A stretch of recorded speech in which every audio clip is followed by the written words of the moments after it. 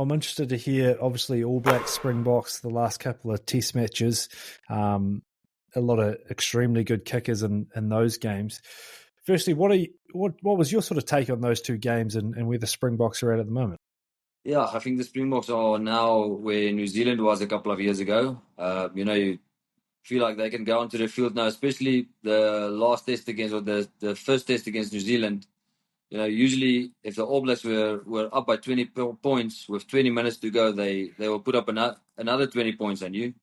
But now it's actually, in favor of the Springboks now. They can go onto the field and doesn't matter how they play, always feel like they're going to win. And yeah, I think they just have that mentality now, and the backing of the coach. And, the coach is doing some crazy stuff. You think, how can you go with 7-1 bench? But it's just working for them. So yeah, at this stage, it's just, everything's just going well. And yeah, I think they made some good changes on 10 for South Africa with Pollard and that Sasha guy there now.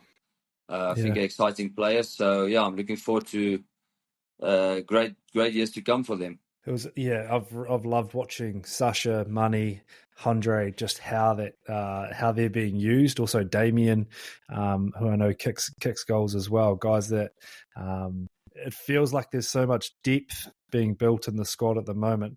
With Rassie, what's your take at the moment? Like, I guess, what has he done really well over the last few years to get the team not only to have the success at Rugby World Cup, but like even what we're seeing now? Like, what do you think he's done to get this? I think just, all the guys in the team, they really back Rassie. Whatever he do, his plan is the right plan. So the whole team will follow them. And yeah, like it, sometimes he's doing crazy stuff. And I think just the way he's working with the whole team, made Sia captain, all the history in South Africa as well. But he made Sia captain, and that, already put him in a positive vibe and a positive, everyone see him as the guy who look after, everyone, the blacks, the whites, whatever. So I think they really made a good choice. And then just his choice on players as well. He's keeping up with the core of the team, and then bring here and there a new youngster in and bring him slowly into the squad. So yeah, I think I don't know how long he's still going to be there, but yeah, he's doing very well, and I think the whole vibe in the team is all positive towards Rassie. Yeah, the Chasing the Sun documentaries, the two series of those have been such a cool insight for, I guess, the rest of the world and us watching to get a bit of that taste of what it's like inside. When the Super Rugby teams left to go to URC, how did you feel when that decision was happening? Because you played so much Super Rugby down in New Zealand and from around the place. Like, I'm sure you had a great time playing Super Rugby. How did you feel when that decision was about to happen? And then what's kind of changed? Has there been a change in heart from you with where it's at now? Yeah, I definitely miss the Super Rugby. For me, it was a top competition. Every weekend you play against the best teams in the world. And yeah, for me, that was one of the best competitions. But now we're moving to the URC, and you can see, the quality teams every year is getting better and better. And just the Irish teams, the French teams, everyone's getting better. So I think New Zealand, Australia really miss us in the Super Rugby. I think you can see in especially Australia's rugby, they definitely miss us because they don't have that, that quality of rugby. And I think South Africa as well. We always, the New Zealand, South Africa thing also came a long way. So play against the New Zealand teams was always, you always want to measure yourself against the best. And yeah, and for me, I think South Africa missed the Super Rugby. But yeah, the URC is a new competition, a new challenge for us. And yeah, it's going well there. The good thing for us, the time difference is the same. It's only a 10-hour flight, so not a lot of traveling and long hours going to New Zealand. But yeah, I think we definitely miss South Africa after the Super Rugby.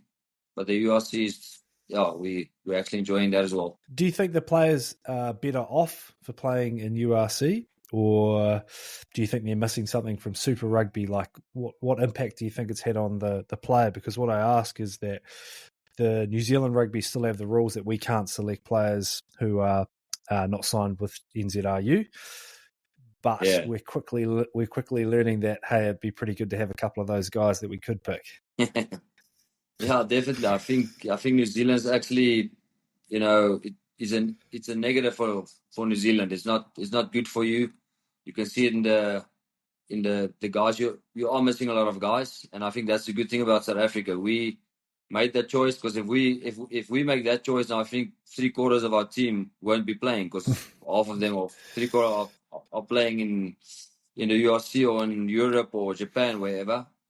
And yeah, I think for us playing in the URC makes the I must say the playing field open for especially the younger players. If you want to go to a French team, English team, Irish team, whatever, I think it opens up a lot for them, and a lot of opportunities, came in the last couple of years. A lot of youngsters left, so yeah, in the one side that's a good thing for the player, but for South Africa we are losing a lot of players. But yeah, we can still pick them, and they can still play for South Africa. And I think that's not a good thing for New Zealand, because yeah, you can see you guys also miss a lot of players. Yeah, and there's all this chat around the bomb squad, and we're sitting here having a look at our bench and thinking, man, there's a couple of guys we'd love to be able to pull into that bench. Tony Brown, you would have played him, I'm sure. How have you enjoyed his impact? What have you seen? Maybe heard a few things along the way from the boys' experience with Brownie so far? Yeah, I played a couple of games against him, but yeah, just what I heard of, I speak to guys like Jesse Creel and those guys, and I think he's making a huge difference there. I think you can see the Springboks, the whole game plan is more, opportunity overrides everything. So if it's on to kick, you kick. If it's on to run, you run. So I think he's just bringing that a bit of excitement in there and a bit of a whole, look towards the game, because you also know South Africa played a lot of, in the previous years, kick and contesting game. Well, now they got a bit of a, with the exciting backs like Kirtley Arendse, Cheslin, and those guys, you must use them. You can't just kick the ball and hope for them to win it back. So, yeah, I think he's doing very well at this stage, with the whole coaching staff there. Yeah, those last two test matches were exciting. Not as many people were getting up in the middle of the night to watch games, but for those two games, the stats were through the roof with people that got up to watch them live. So it just shows the excitement for the game. Right, keen to get into a bit of goal kicking and kicking chat. So with your coaching, just going back to what you're doing now, what are some of the trends and I guess things that you're finding? Like you're talking about keeping things simple. How do you do that? How do you implement it? What do you start with your players?